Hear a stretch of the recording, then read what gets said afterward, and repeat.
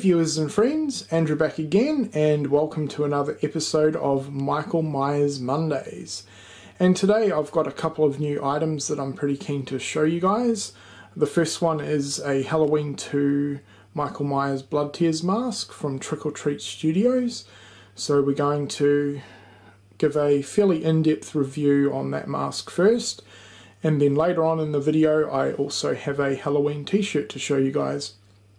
But anyway, back to the mask. So as you can see, this is the Halloween 2 Michael Myers Blood Tears mask. Now there's actually two variants of this mask from Trick or Treat Studios. There's this one, and then there's the one without the blood tears, so just the standard Halloween 2 Myers mask. I definitely wanted to go with the blood tears because I thought it was something a little bit different to display, and overall I'm pretty happy with the mask. So this is a mass-produced mask, so it's not one of the high-end professional Myers masks, and I've got to say you can definitely tell, but keeping in mind that there are some pretty awful mass-produced Myers masks out there.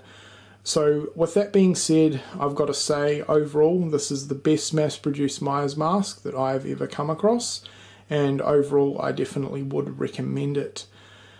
So we'll take a little closer look at the mask, and it's not exactly screen accurate.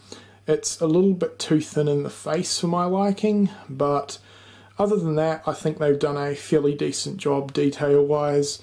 You've got some really good dirt marks over the face, on the forehead, the lips and the nose. Now with the nose, Dick Warlock had to take the mask off with the nose in the film because it was quite tight on his face, hence why there's a dirt mark under the nose. Onto the blood tears, they look really good and a really nice touch to the mask.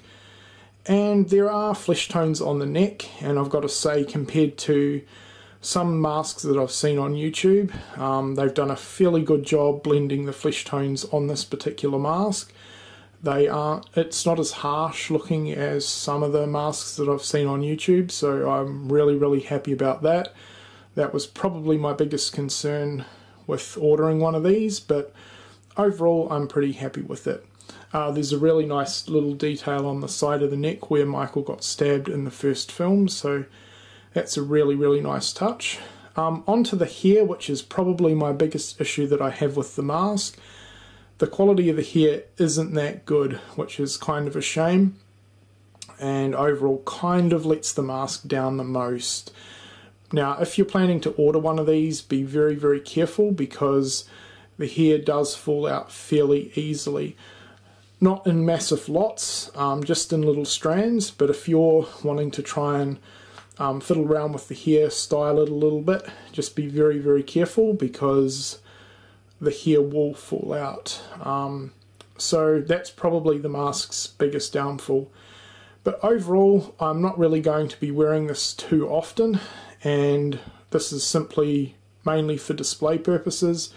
So with that being said, I definitely think that it is a pretty solid mask, especially for a mass-produced mask. It's definitely the best one that I've ever come across. So I would recommend it.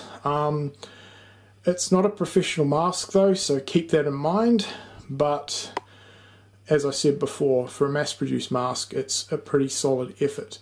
And if you're looking to pick up a fairly cheaply priced Myers mask for your collection, especially if you're new to the Myers mask market, I definitely would recommend the Michael Myers Halloween 2 mask from Trick or Treat Studios, either the blood tears or the normal variant.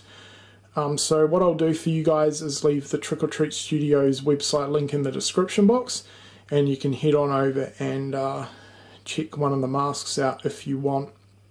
But yeah, overall I'm pretty happy with the mask, and I'm really glad that I picked it up for the collection because it does look really nice on display. Alright, moving on to the t-shirt. Okay, so here is the t-shirt, and as you can tell from the artwork, it sticks with the original art, which is pretty awesome. I've been wanting a Halloween t-shirt for quite some time now, and really glad to finally own one. I'm fairly picky when it comes to Halloween shirts. I've seen quite a few of them, but I haven't really been that big of a fan of the artwork on them. So when I came across this on eBay, I definitely snapped it up straight away.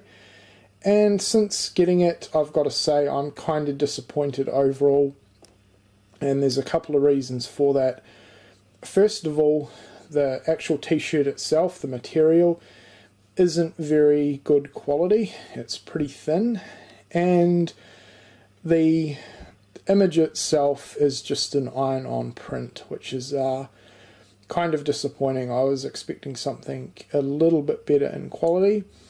So I'm guessing after a few washes, with previous experience with iron-on transfers, the transfer or the image there on the front is probably going to fade and peel off over time.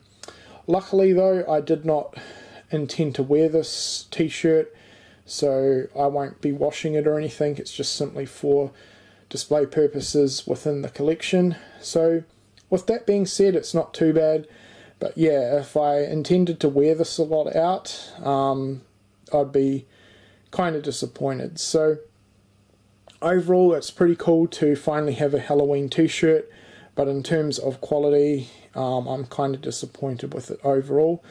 I only paid $15 for it, and I definitely felt that I got what I paid for, because compared to some of the other Halloween t-shirts that go for about 30 bucks, I'm definitely assuming there's quite a difference in terms of quality. But it looks cool, and that's all that really matters when it comes down to it. So I'm still pretty happy with my purchase, and overall I think it was definitely worth the $15, because I've been wanting a Halloween t-shirt for quite a while now. Alright, that does it for another episode of Michael Myers Mondays. Let me know what you think of the Trick or Treat Studios Halloween 2 Michael Myers Blood Tears mask and the Halloween t-shirt. I hope everyone's enjoyed the video, and thanks a lot for watching.